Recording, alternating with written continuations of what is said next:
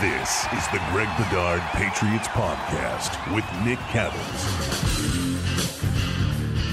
He's Greg, I'm Nick. This episode is brought to you by Prize Picks, largest daily fantasy sports platform in North America. Download the app today. Use code CLNS for a first deposit match up to $100.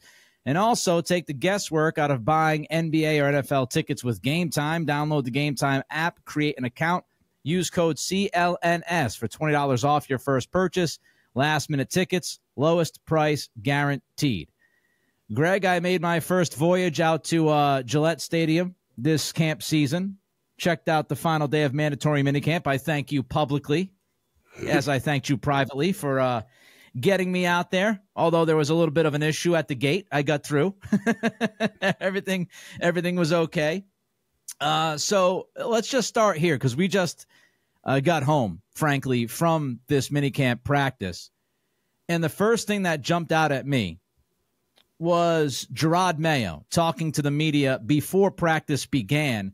He was asked about Davon Godchaux, and I'm not going to sit here and give you word for word, but the gist was, yeah, he's not out there because of contractual reasons, and he's not the only guy he's looking to get a deal done. And Mayo said, I've learned already that I don't get involved with player contracts, and I'm learning on the job, but he all but confirmed that Godchaux is indeed holding in. He's been at minicamp, but he has not been out there on the field. Do you think the Patriots get something done with Godchaux before we get to training camp? Well, that's a good question. But I will say, and how do I term this? The Patriots, they're going to have, I don't know what, so it's Godchaux and Judon. Like, I know Judon has said the right things. We talked about it on the last podcast. He went on Rich's show and basically said, like, he wasn't going to do what he did last year. I have reason to believe that will not be true. But I will say that there are rumblings that there are a couple of big contract issues with the Patriots, and they stem from Christian Barmore's deal, which, Godchaux lines up next to Barmore. He's been in the league a lot longer. Judon, of course, we know what he's done, but he hasn't been healthy. Barmore, last year he was pretty healthy, but he hasn't exactly been the picture of health. But I think that some of these contract issues could be bubbling up. I would expect them to bubble up during the summer, during training camp, unless the Patriots do something. And that's the question. Do they do anything? I really don't know. I would probably think that they're going to do a little bit of something for both guys, but this is what you get. And look, I think we're both fans of what the Patriots have done in terms of taking care of their own and how that's a change from what we've seen. But we also know, like, I've also been a proponent of the way Belichick handled these things. And he always had these things in mind, that if I do X, Y, and Z with contracts, what's going to be the ramifications in the room? And fans can put their head in the sand and think that these aren't real, but they are real. And I think Belichick went to the extreme often and didn't need to do what he did, and certainly with certain people and positions like slot receiver with like Wes Welker and Julian Edelman and people like that. But I do think that Bill had a method to his madness, and the new regime of the Patriots, Elliott Wolf and Drake Maye, namely, they're going to deal with some of the fallout from the decisions that they've made. Yeah, and Mayo did mention that other guys are looking at contractual things that they want to get done too. So Mayo told us that Godchaux is not the only one. Jonathan Jones was out there today. That's interesting to see him out there.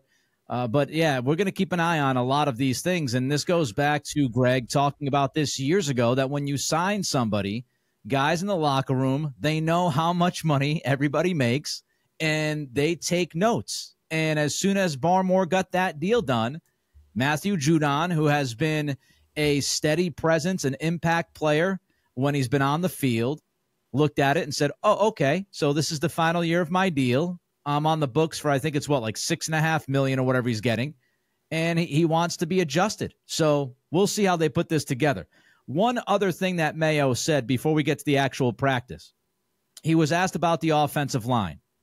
And I will add this note before I get into what Mayo said. Caden Wallace, Greg, did get a couple of snaps at some point during this practice today at left tackle. So Wallace did get on the left side for at least a couple of snaps today. Mayo said, hey, look, we're going to play our best 5. Should we read into that and think that Mike Owenu will end up being the right guard for this football team? Yes. I look, it's minicamp.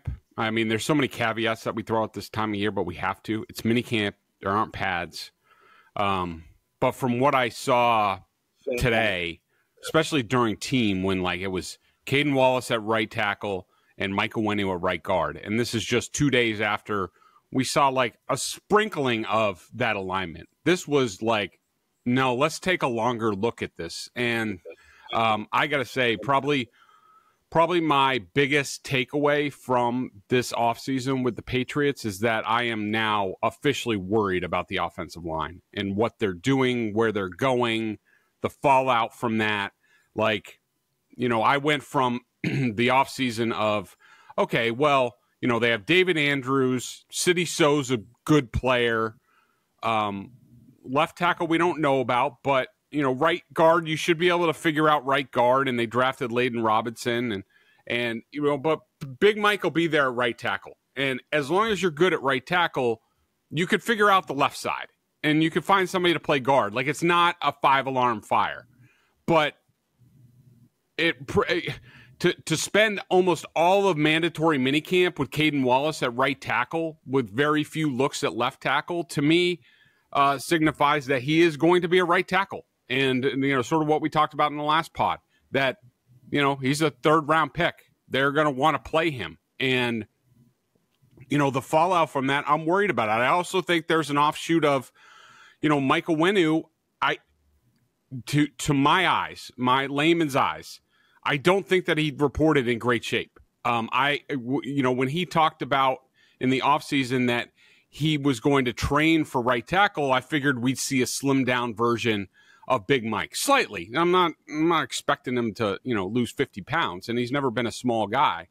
But I'm officially worried about – I was already worried about left tackle, but I figured the right side would be okay. But now I'm worried about the right side too, both spots. So I'm now officially worried about the Patriots offensive line and how that shakes out, especially early in training camp, is going to affect what I think they can do this season. It was my first time out there today, and I will report officially. It didn't look good for the most part. It did not look good, folks. And look, again, we've said this before. It's June. We'll see what they look like in training camp when you get the pads on. And Greg's saying all that, and we understand that. But what we saw today, outside of the red zone, because I thought in the red zone they played better, and I thought in the red zone the quarterbacks, especially Drake Maye, was better. But outside of red zone plays and reps, this O-line was getting dusted consistently. Left side, right side, through the middle. And that was really, Greg, my biggest takeaway was, in between the 20s, this O-line got worked.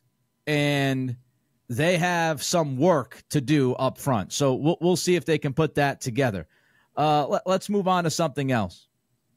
Want to talk about a defensive player that to me stood out today, Greg. And I know you've mentioned him in passing and some others have talked about him, but man, Keion White, and we can talk about the offensive line helping Keion White look better, which is at least part of the case. But Keion White stood out to me a number of times today. And if he's going to continue this progression, and if he's better at training camp and these joint practices than he was what I saw today, they might have themselves a player, Greg, this year on that defensive line in white. Yeah, he's almost immediately from the get-go in OTAs, seeing him out there, him standing up, the 2-point stance, it's extremely exciting. And his development, and again, it's not pads, but you could see the impact and just his physicality. And I just love the idea of him standing up. When he was drafted, I had a hard time wrapping my head around exactly where he was going to play, because he was a tweener, and it was basically like him, and he was like Dietrich Wise's sort of understudy, and then he gained more and more playing time last year. But I think his athletic ability is his strength, and standing him up and using him like that can make him really impactful. And I'm really excited to see what he can do. And I also think, the offshoot of that is, well, if Keon White's now an edge and they already have Anthony Jennings and Josh Uche, and if Matthew Judon is going to have an issue with the contract, does that make Matthew Judon expendable? I think that's a very real possibility at this point. You got Uche last year of his deal. You've got Judon last year of his deal. You've got Wise last year of his deal. Keon White, if he can pop, if he can take that next step, then you're right. I mean, one of those guys could be gone, especially Judon. I think Judon will be here. I do. I think they'll take care of him eventually. I could easily be wrong on that, but I do expect him to be here. But how long-term is the question. If you get White and you're sold on him on the outside with what Covington and Montgomery are doing with him, then that will help matters. And you're not so freaked out about the future of that defensive line, because as we know, they spent almost all of their picks on offense this year, which they should have done, which means they kicked the can down the road defensively until 2025. And you have to imagine they will draft at least one defensive lineman next year. But if you have Keon White as a staple, that makes you feel better. As far as the rest of the defense, honestly, it was mostly just defensive line working the offensive line.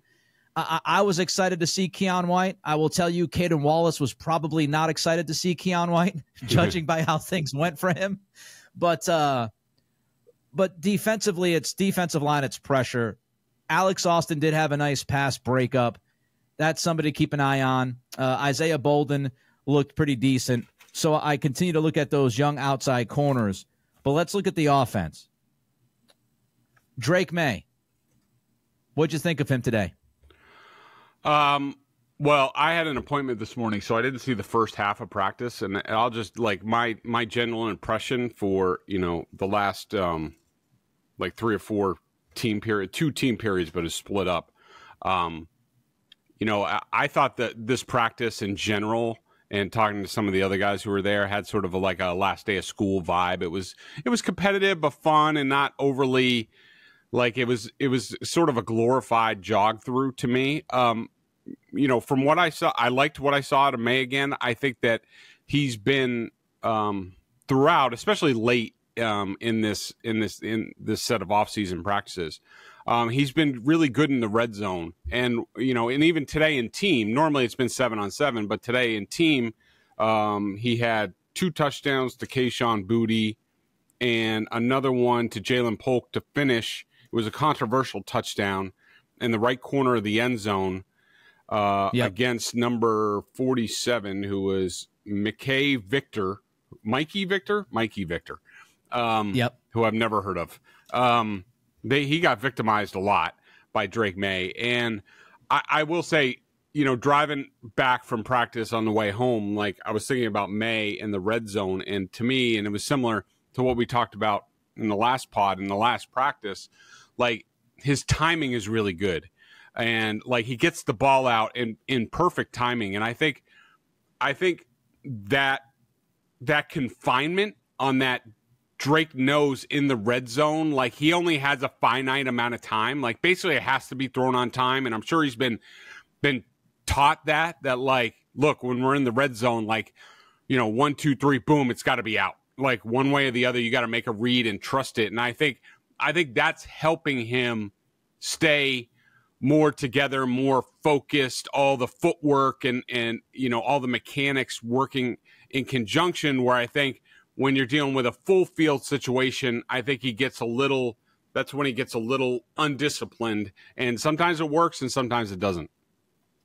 There was a play early on in the practice where I don't know if it was panic. I don't know if he decided to kind of just throw the ball away down in the dirt.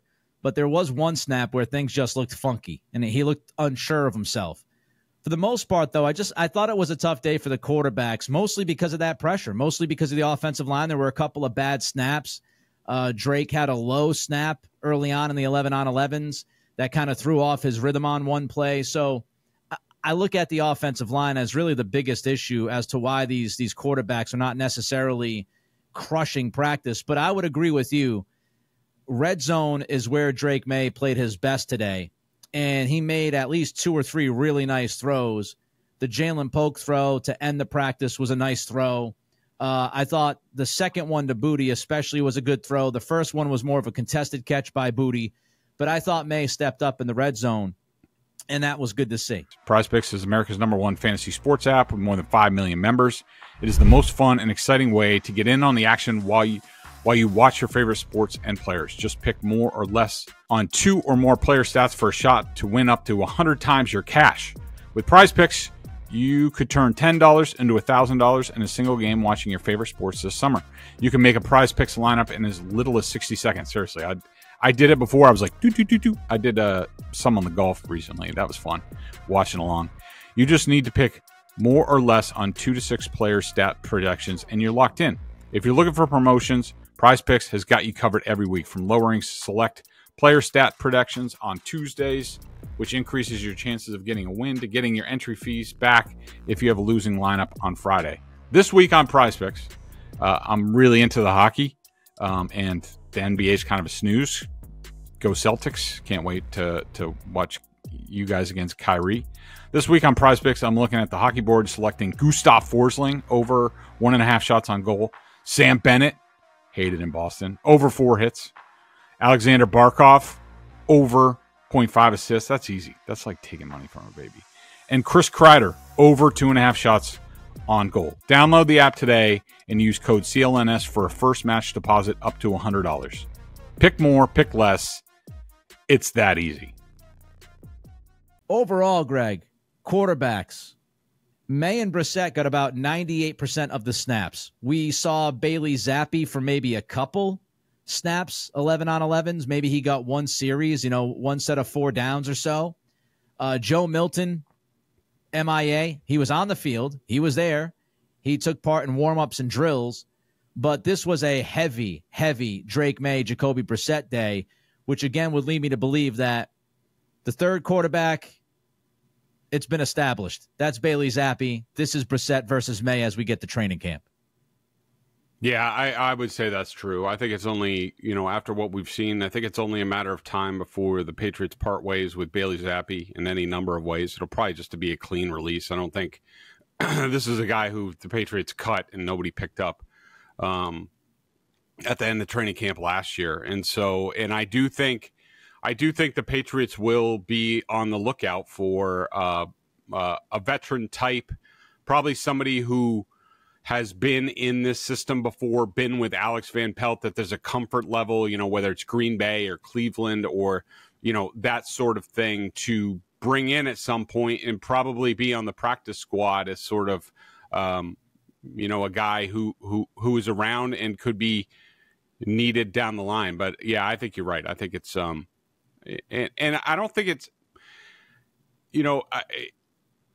the snap thing, like, in the work, I just think that, like, look, Drake's going to get his snaps because he needs to be developed. It's not about the season, other than, Brissett and him are going to split snaps pretty much. Brissett has to get ready to start the year. Maye has to get ready just has to develop, and he needs the reps, and that's the only way that's going to happen, especially during this defense. Once we get to training camp and the pads are on and things like that, it's going to really heat up for Drake Maye, and then we'll really be able to see, what he's made out of and how much progress he's making. But yeah, he needs to get his snaps. Anybody that's going to take away from those isn't really needed, and you just down the line you go get some veteran guy that gets cut loose that can be on the practice squad and sort of also serve as a mentor for Maye. First time I saw Jalen Polk in person today, and a couple things stood out.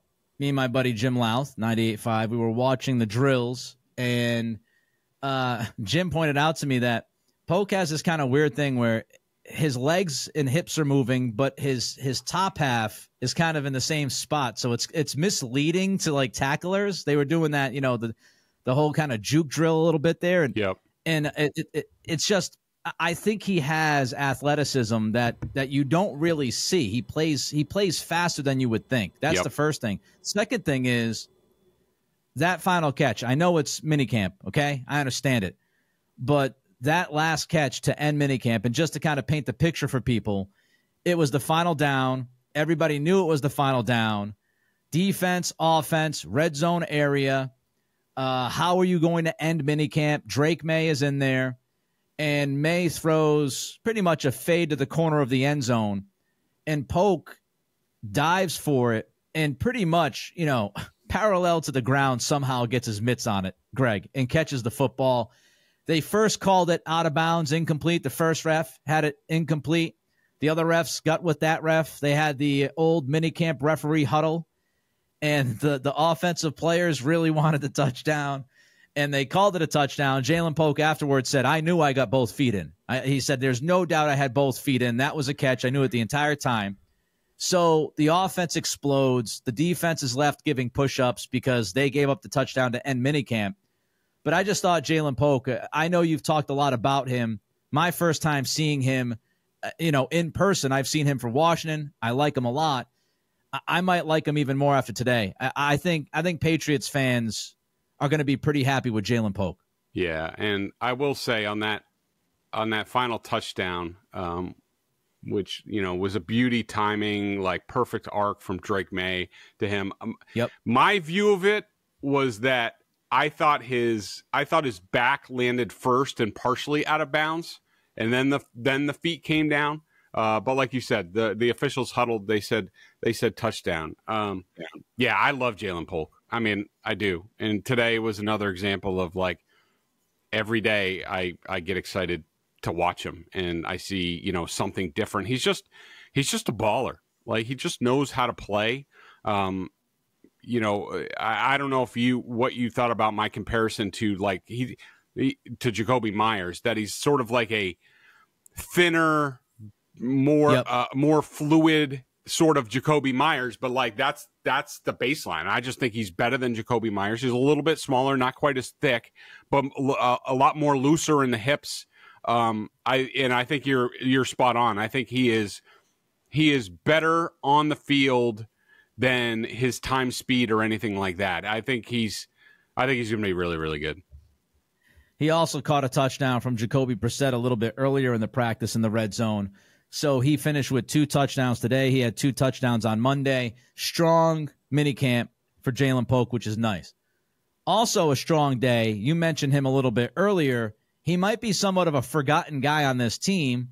I'm not ready to go bananas just yet, but Kayshon Boutte, he caught 2 touchdowns today, both from Drake Maye.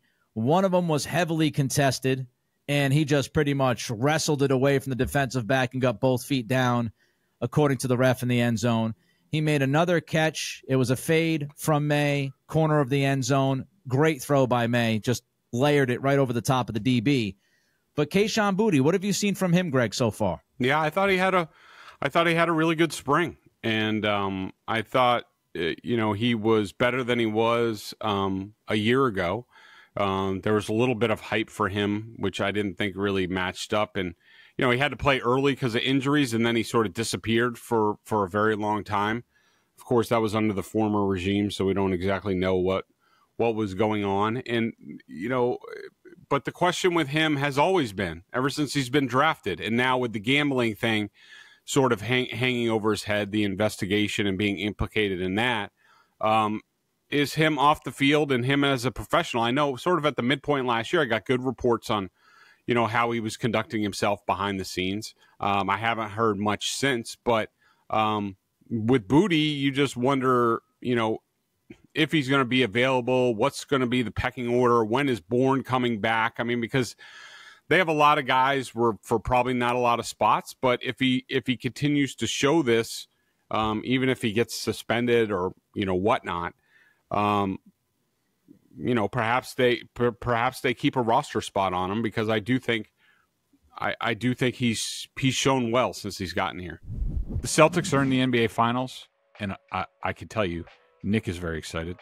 Celtics will have home court, so possibly 4 games at TD Garden. How awesome would it be to go to a game and experience that atmosphere and get to hate on Kyrie? Game Time makes getting NBA Finals tickets even faster and easier. Prices on the Game Time app actually go down the closer it gets to tip-off. With killer last-minute deals, all-in prices, views from your seat. I love that. I have to see the view from my seat before I purchase any tickets. It's right there in the app. And their lowest price guarantee, Game Time takes the guesswork out of buying NBA tickets. I was just looking at the app for Game 1 and saw a ton of discounts being offered. Like, seriously, it says, like, $49 off, $100 off. Of course, the price tags are expensive. Not outrageous if you're a hoophead and planning on going to the NBA Finals. Like I said, love getting a panoramic view from the seat in the app before I buy. Take the guesswork out of buying NBA Finals tickets with Game Time. Purchase the Game Time app. Create an account. Use code CLNS for $20 off your first purchase. Terms apply. Again, create an account and redeem code CLNS for $20 off your first purchase. Download Game Time today. Last-minute tickets. Lowest price. Guaranteed. Let's keep up with the wide receiver conversation because I did not see Tyquan Thornton out there. Javon Baker was also not out there. So you had 2 of your top 5 guys with Kendrick Bourne obviously still coming back from the ACL. Those guys were not on the field today. So this kind of begins an interesting conversation about the wide receiver room. The first thing I want to ask you is, when we got there, and you said you had an appointment, so you got there a little bit later on. When we first got there, Stacey James, who does a great job with the communications department with the Patriots, he came out and he said that Baker was going to talk today. And then Baker's not out there, and Stacey said, there was 1 or 2 guys that were supposed to talk, but they didn't practice. So what do you make of that? Is there anything to make of that originally it sounded like Baker was going to meet with the media and then we don't really see him? Is it something that's just a miscommunication between the Patriots and the communications department, or what could happen there? Yeah, the short answer is I don't know, and so I'm not going to make a big deal out of it. But, Judon was another guy who was supposed to talk, and he did not, and he practiced, and he just, sort of walked off. Baker was supposed to talk. And that he didn't practice is not new. He didn't take part in minicamp at all, and it was prearranged that he was going to talk. So the only thing I can draw from that is both of those guys declined to talk, and I don't think either is a good sign. We've talked a lot about Baker and some of his issues. Is he worried about having to face some of the questions about, some of his background and things like that? I don't know. But I don't think it was great on either account, but leaving it open that we don't specifically know what happened. Yeah, Judon too, especially. I mean, maybe it's the fact that he did the radio interview yesterday with Rich Schertenlieb and Mike Giardi and Michael Hurley. Maybe that's why he did not want to talk more with the media today after saying what he said yesterday. We don't know, but it's absolutely an interesting note that both he and Baker were scheduled to speak with the media and neither did. So we keep an eye on that. Tyquan Thornton, who knows? Who knows, man? I think the roller coaster that is Tyquan Thornton. I don't see it yet. And, maybe by training camp, he'll turn us all around, but I would not, if I had a Tyquan Thornton jersey, I would not feel particularly confident that I could rock that during a Sunday while he's out there on the field. Jalen Reagor, another receiver, as part of this, group that is fighting for the final likely 2 to 3 roster spots, depending on what they do with Kendrick Bourne. Reagor early in practice, he dropped the pass. It was the first snap of the day, and Brissett threw it to Reagor, and he dropped it, and it looked like he jammed his finger. He hurt his finger. He was back out there on the field later on, but Reagor did not do much. So I bring all of that up because I ask you, Greg, this wide receiver room, Polk's obviously going to make it. Kendrick Bourne will make it. We'll see if he's on the PUP. Javon Baker, I assume he will make it unless something unforeseen happens. Mm-hmm. The rest of these guys, after minicamp now, as we get ready to head towards training camp, how would you kind of place the rest of the guys? KJ Osborne, Thornton, Juju Smith-Schuster, who did nothing today, and the guys that we've brought up already, as far as that last 3, 4, 5 kind of spot on this roster. Right. So, we know Polk, Bourne, Pop are definitely going to be here. KJ Osborne is definitely going to be here. I mean, they signed him to a contract. He's going to be here. Baker, that's 5. Booty, who knows? So you think Osborne's on no matter what because of the contract? Yeah, no matter what. I think he was brought here for a reason. He's been underwhelming in the spring. Had a case of the drops, but I think he's here for his professionalism and having been in this scheme before. So I think he's definitely here. So that's 5. To me, I think that Rager's here also because of his return ability. I think Juju's gone at some point, and I think it's between Booty and Tyquan Thornton for like another spot if they go with another wide receiver, and I can't tell you which way that's going to go. I would say it's not looking good for Tyquan at this point.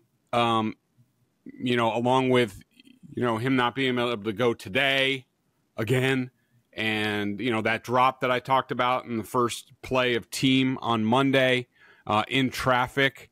I don't think it's looking good for Tyquan and Juju. All right, I got a couple of more questions for Greg. But first, I remind you this episode is brought to you by Prize Picks, largest daily fantasy sports platform in North America. Download the app today. Use code CLNS for a first deposit match up to $100. Also, you can check out BSJ, $50 for the year. And I will tell you, we had a big development today. I actually spoke with Mike Giardi. So that happened. We've crossed that bridge a little bit. So we'll talk about Brady night. But it was kind of fun where it was Giardi, Greg, and I, along with Jimmy Louth on the left. So it was like Giardi said something along the lines of like, it's like the BSJ crew. And the three of us walked out together like, the movies when the black and white with the glasses on. It's and like the Reservoir Dogs. Yep. So you can spend $50 for the entire year for BSJ's great coverage. Corrales down in Dallas. We'll see if Porzingis plays tonight or not for Game 3. But you can check him out, $50 for the year. All right. One other guy I want to ask you about. Might be random to you. But Alex, Barth, and I were talking about him a little bit. Made a couple of plays during practice. That's JaMycal Hasty. We've talked about running backs. We know Ramondre is going to be Ramondre. Mm-hmm. Gibson's Gibson. Does Hasty have a chance to be the third back on this roster? Absolutely. Yeah. I mean, we're going to have to see what the undrafted guys do. Like, I know Fenwick, who they really like a lot, has been dealing with a tight hamstring all offseason, so we really haven't seen him do anything. He's not really like a speed back. He's more of like a power back, a little bit slower, Deshaun Fenwick. But yeah, JaMycal Hasty's this, little sort of spark plug type of guy, and I think he definitely has a chance to earn a role in this team. Last one, big picture. We're done with mandatory minicamp. We'll see what happens at training camp. But as we head into July and the quiet time happens over the next couple of weeks, just your overall thoughts on this football team, where they're at.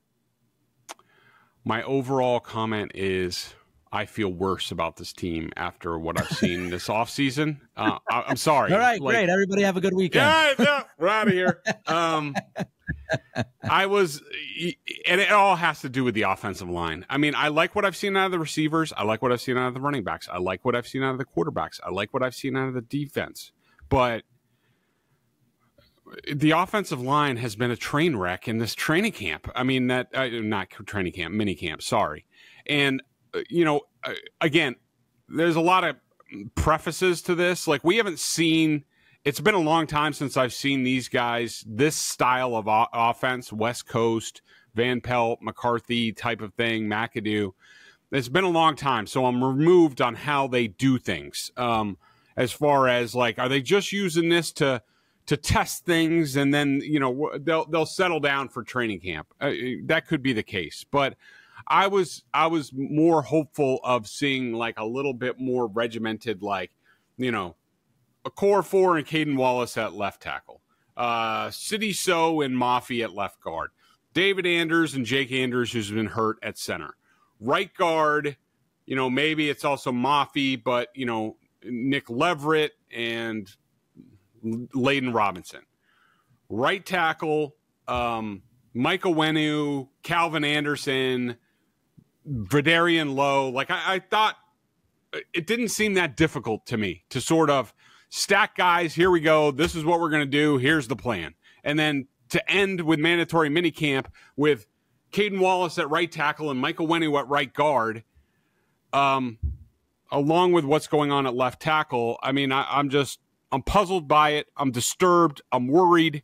It just leaves a bad taste in my mouth for this offseason. And, you know, sorry to be a little bit negative on it, but that's my overriding thought. Like leaving the offseason practices, I don't feel great about where the offense is. It starts with the offensive line because so much is predicated on the offensive line in any offense, especially this one with the running and the boots and the thing off the play action and all that stuff.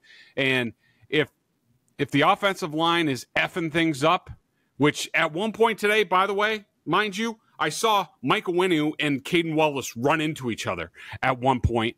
I think the rookie went the wrong way and banged into Big Mike, and I'm like, oh, this is freaking great. I feel worse about this team after this offseason, but who knows? Real football is coming. I lied. I have one more. Any thoughts on Brady night, which is going to happen tonight? I have none. Sorry. I have to drive my daughter to a softball tournament, so I will not be there. All I can tell you is that the security at Gillette Stadium today was on another level. God. It was worse than any game day or concert or anything like that. Like at like 10 o'clock in the morning, that place was on lockdown. I mean, you know, I know the cargo is precious with all the Patriots dignitaries and all the ex-players and current players and stuff like that, but holy moly, that place was Fort Knox. Like, good luck to you, Nick, and other people, like, getting in and out of there tonight. Like, good luck. Not looking forward to it. Mm-hmm. Getting out of there is going to be a nightmare. All right. We ended this so happily. Everybody have a great weekend. Weather's supposed to be pretty good. We'll talk to you next week.